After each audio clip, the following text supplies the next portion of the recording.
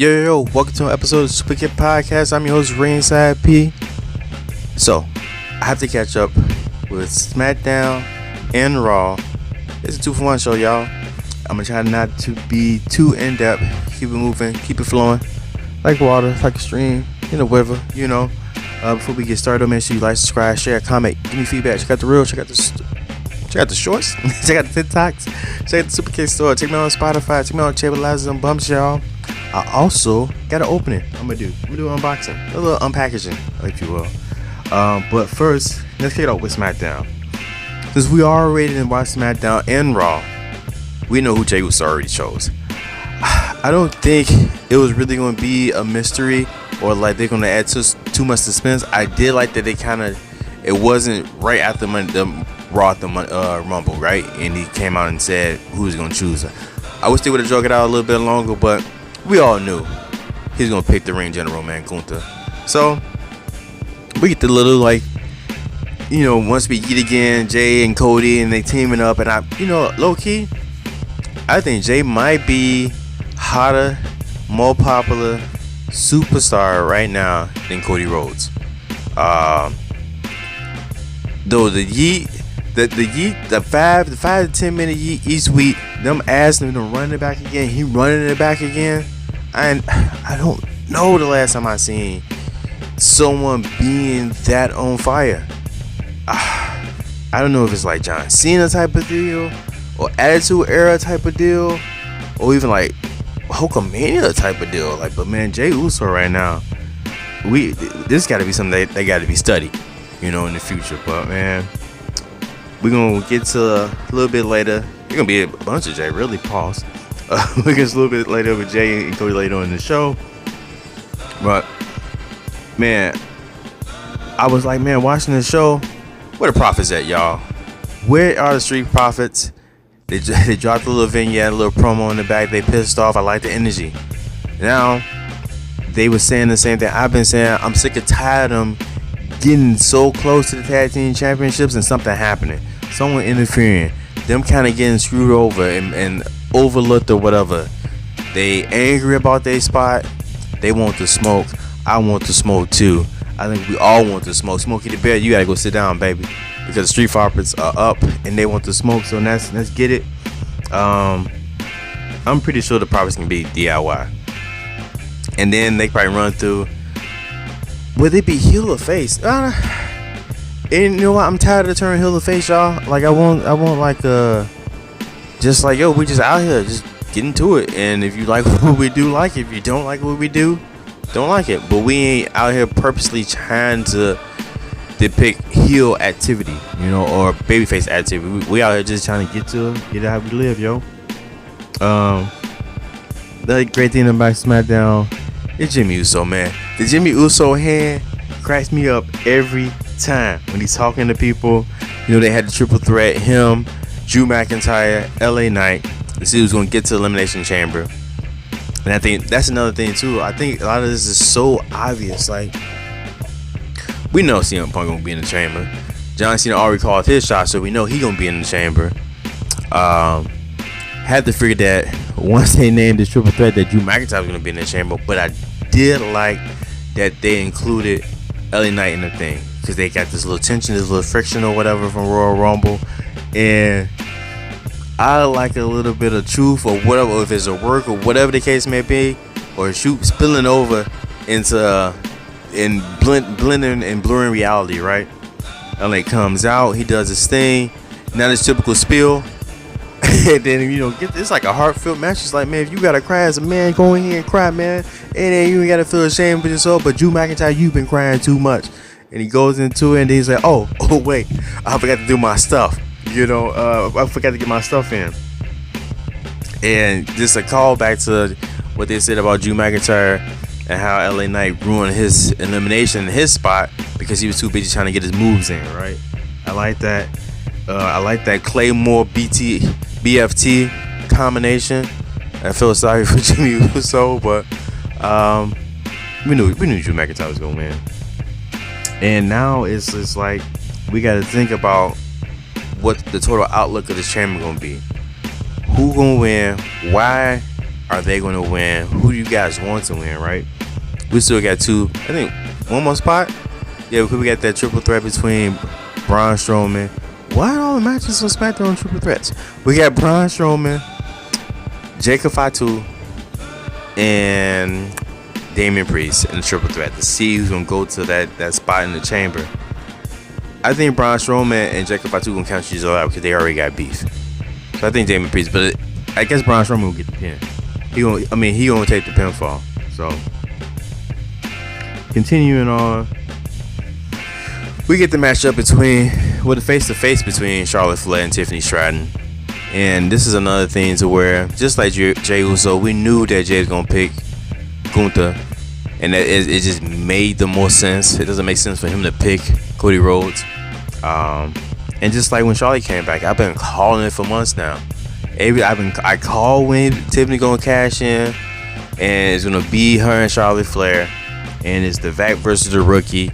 And I said it before, like, I didn't like when it was the face-to-face between Rhea and Charlotte, because it was like Rhea begging for the match. The champion don't need to beg. I'm the champion. I don't need to beat you to validate anything. It wasn't like we had like a draw or something like that. No, man, if you want this spot, you want this top spot, right, you have to beat me. To be the man, you gotta beat the man, or the woman. And so I liked all that stuff that Timmy saying, like, yo, I used to admire you, used to be my idol, blah, blah, blah. But now, hey, you gone, you old, you washed. I'm it. I'm 24, 25, man. You ancient, baby. Yeah, I'm the new stuff right here. You know, I'm new to hot stuff right here. So you got to beat me. None of this, please pick me. Please, just pick me, at WrestleMania. No, like, if you pick me, it is over for you. You ain't gonna have another match, like, cause I'm it. I'm the creme de la creme, baby. Something like that. But no, we get all this. Please pick me. No, none of that. But I already know, and I think a lot of you guys know too, that it's gonna be Charlotte and Tiffany Stratton at the WrestleMania. And Tiffany Bennett had the energy. She gonna be the face. Charlotte gonna be the heel, cause we tired of Charlotte. I won't say we. I won't speak for y'all. But if you are tired of Charlotte, let me know. Comment below. But I'm tired of Charlotte, and it's not because like she's not overrated by any means. Like, she is Charlotte Flair. She is it. It's just like she's that in case of emergency, smash the glass, press the button. That's the Charlotte Flair button. Like, and sometimes it's not always an emergency where you need to press the Charlotte Flair button. Like, sometimes we can ride this mug out, pause, and some other people can step up. But if no one else is stepping up, then we got to insert Charlotte Flair. So I guess I kind of get it, but that's kind of my only gripe, man. She come back, she's injuries, or she's gone for a minute, and it's instant title shot. Sometimes in the same night she pops up, title shot, win the title, same night. What? Like, oh man. But yeah, man. What do you guys think about that? Do you guys want to see Tiffany Stratton versus Charlotte Flair, or would you like to see Charlotte Flair and Rhea Ripley run it back again? You know what to do. Happy that Alexa Bliss is back in the WWE. I was surprised that she's going to be on Smackdown. I would think there'd be too much spooky on Smackdown. And you ain't posting on me. I think it would be too much spooky on Smackdown with between her and the YS6. Are we intertwining the YS6 with Alexa Bliss? Is she going to be her own separate things? I doubt it, because it's all from the universe of Bray Wyatt. You know, she got to be a part of it. They got to cross paths at some point, you know. And the YS6 is a whole nother topic that I might save for table that was a bumps to really get into. It's like, I feel like we saw a glitch on TV, and it's like, we know the glitches are their thing.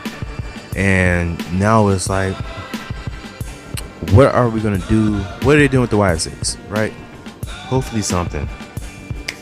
So we get back to last match of the night, tag team match, Check If I 2. Tamatanga. Yeah. Versus Cody Rhodes, Jey Uso. They shoulda, and I get it, man. The champion gotta, champion always gotta do that, but, and maybe because it's commercial part or whatever, so they knew they had to break, so they had Jey Uso come out first, and we get to the Yeet and had the energy, but Cody Rhodes came out and it wasn't the same energy. They still wall. It was still some wall in there, but not the same as the Yeet. You know, cool match or whatever. I didn't think that Thomas Hawkins and Jackie Fatu was gonna win, but it was good to see Solo. He came back again. Samoa spiked to Cody Rhodes right in the throat after the victory. And now, what is Solo Sikoa focus? You know, what is his game plan? Back after losing to Roman Reigns, tribal comeback. He's no longer the tribal chief. Lost to Udo Fowler. What is his goals? You know, what is his intentions now that he's back? Is it a new vicious Solo Sikoa? Did the bloodline keep rolling on? What more do we got left in this bloodline storyline? We're gonna see. Let's switch it over to Monday Night Raw.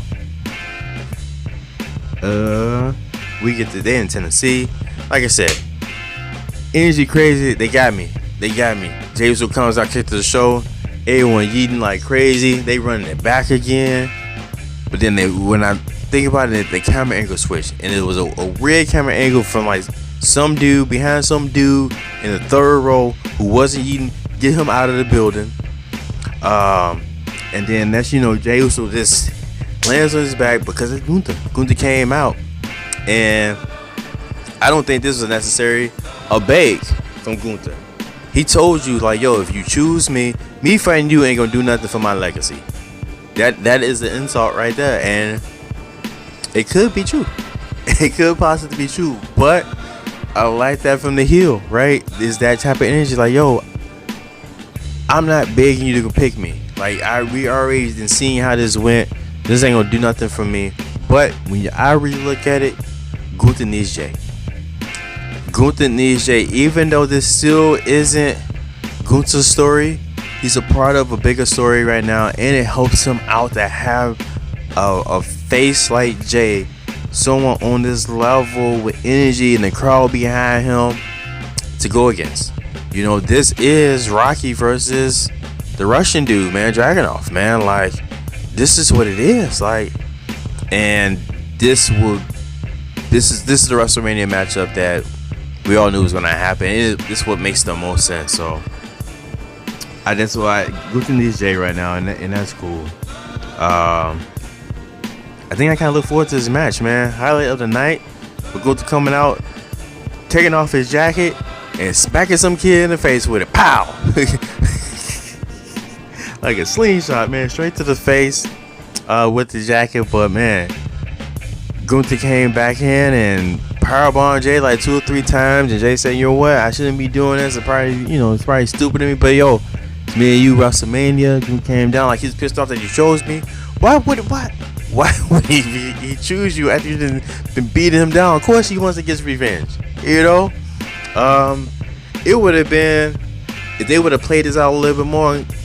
Cody Rhodes should Superkick Jey, or it should have been some inadvertently like bump or something like that during their match, a tag team match, right, to really kind of stir up some stuff. Gunther comes back down, Jey Uso. So this is what we got, and you know what? I want to see Gunther just beat down Jey Uso each and every week, you know, and until we get to WrestleMania. And I think it's just gonna if Jey Uso is already at 9,000 babyface level, this is gonna be like some Super Saiyan 5 Jey Uso energy by WrestleMania, and I gotta be in the building for that. I want to talk a little about Rhea and Io Sky. I was thinking, man, they were gonna somehow get to that, them being their match at WrestleMania, and they still could do it. No. Can they still do it?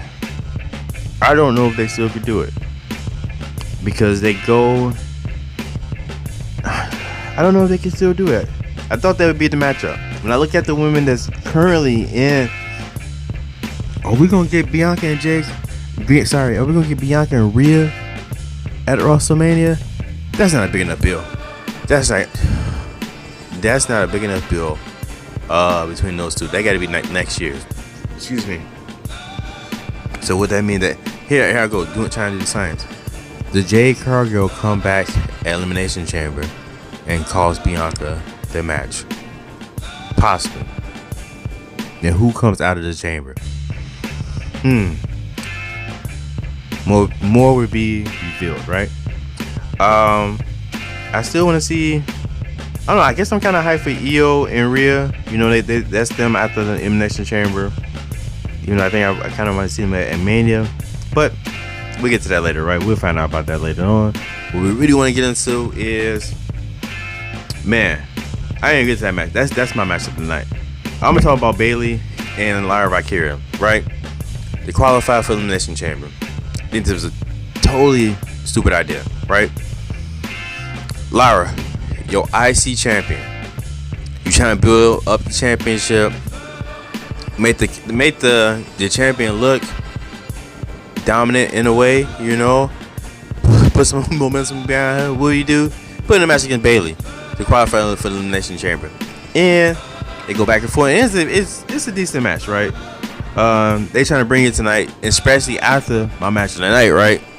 It was hard for him to follow up that match, and I think that was like, yo, that match really shows a lot. My match of the night, but they did okay in the match, and I just don't like Lyra losing, especially being the champion. I feel like it just hurts the championship, and then like I said, brand new championship that you're trying to establish, and this is her. I want to say this is her first match since having the championship. I could be wrong, and she loses, you know. And Bayley ain't no scrub, it's Bayley, Hall of Famer, yo. But like I say, I would have thought like Roxanne Perez would have interfered. She's been at ringside a couple times and hasn't interfered for some reason. Why not? Build up their beef even more. Like, she should have interfered. Could that be? Could Roxanne interfere, cause Bayley the match, Elimination Chamber match, and we get Bayley versus Roxanne Perez at Mania? I think that'd be cool. I'd be cool with that. What do you guys think? Let's get into. Let's get to my match of the night. Right? Match of the night. Damage Control, Io Sky, Dakota Kai versus Liv Morgan, Raquel Rodriguez, yo. I didn't think this match was gonna go as hard as it did, but man, this match was crazy. They taking bumps like crazy. I thought Io had got her face pushed in, but then next you know, Liv Morgan got an oil light turned on, gushing, bleeding out the side of the face. Like, man, it was wild, and they was bringing the heat. They need to run that back, and I was surprised. Like, I'm thinking, like, man, Liv and Raquel about to go on some type of run so they can get the tag team championships at WrestleMania. So, man, maybe it won't be Jade and Bianca. There's a lot of stuff. There's a lot of stuff going on. Anyway, Liv and Raquel, I thought they were going to go on a trajectory to claim the tag team championships, yo. Lose Damage Control. Could it be a 3-way at Damage Control? Possibly. You know, I'd be cool with that. Especially if Io isn't gonna face Rhea at WrestleMania. I would still. She needs to be at WrestleMania. It's Io Sky. We ain't playing around, man. Io Sky needs to be at WrestleMania 41, or let's be gonna riot. I don't know who the we is, but if you the part of the we, let me know. Comment below. But we gonna riot. Io Sky ain't part of WrestleMania, yo. But that match was crazy. Like I say, man, they showed out, and it is great to see when you give the women proper time, proper tick, that they come with it, man. Let's speculate about the chamber real quick. So, I already talked about who we got. We got Cena in there. We got Punk in there. We got Drew in there. I'm gonna assume we got Priest in there, right? And probably gonna have Seth Rollins in there too as well. So, how does this play out for me? With no Roman Reigns scheduled to be into the chamber, I think. And let's speculate afterwards. Let's get to the other match, man. When the Creed, are the Creeds ever gonna win something major? You know, thought they was suckers, they was clowns, they had a pretty decent match against the War Raiders, and I must say, and they got disqualified. They used the championships, so hopefully we can get to something to where it's the Creeds finally becoming tag team champions like they should have been a long time ago, right? I like this streak. I like this intensity and this direction that they're trying to go into. Like I said, I don't like that Brutus laugh. We gotta cut that out. That's silliness. But let's be serious, man. Out here slamming people, flipping, being freaks of nature. Like, yo, that's what I need from the Creed brothers, yo. Last match we got Rey Mysterio versus Logan Paul, right? Safe to say, Logan Paul is gonna win. So that finisher was cool. You can tell that he's a little rusty, but I can't do what he do, so I can't really hold it against him. But I need to practice a little bit more, big dog.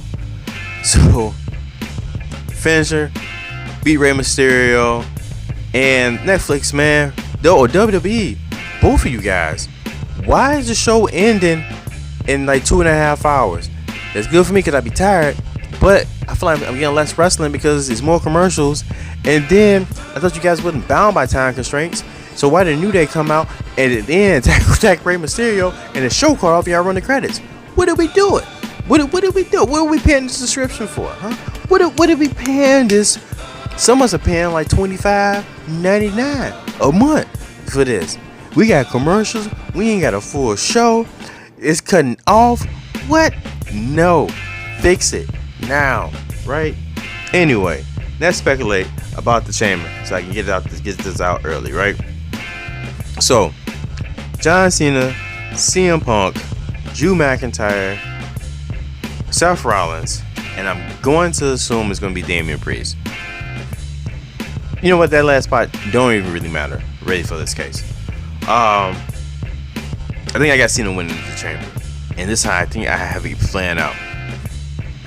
Logan Paul is going to get eliminated first, and I think when he gets eliminated, that chamber is going to open up, and you know what? Everybody's going to be in there. It's going to be chaos. Excuse me. And then Paul gets eliminated first. And then when that door opened to let him out, those drums gonna hit, that orchestra gonna come out. You gonna hear that heavenly music, and the Tribal Chief's gonna come out, and he's gonna enter the elimination chamber, and he is going to go after Seth Rollins to attempt to spear him. And I think in the midst of spearing Seth Rollins, he is going to spear CM Punk. And then I think he's going to end up spearing Drew McIntyre. And, well, you know what? He's going to spear CM Punk. Oh, actually, because he wants to spear Seth Rollins. Drew McIntyre is going to go to give Roman Reigns a Claymore kick, but then kicking Seth Rollins. Roman Reigns is going to give a Superman punch to Drew McIntyre, and then probably still spear Drew McIntyre. I think John Cena can pin all of them, honestly. Or Seth Rollins falls on top of CM Punk. 1, 2, 3. John Cena's gonna pin like 2 or 3 people, honestly. And that's how it's gonna end. But I think we got 2 spears from Roman Reigns on Punk, Drew McIntyre, and a Claymore to Seth Rollins. And that's what I got. And that's our 4-way for WrestleMania. I don't know if I like that right now. But I got to think about it a little bit more. But if that's a fatal 4-way, you see, it need to be a fatal 4-way with some type of stipulation. Roman versus Seth versus Punk versus Drew McIntyre. It just can't be that. It got to be some higher stakes at hand here. And people can do double duty. I would like to see John Cena versus Cody Rhodes, night 1.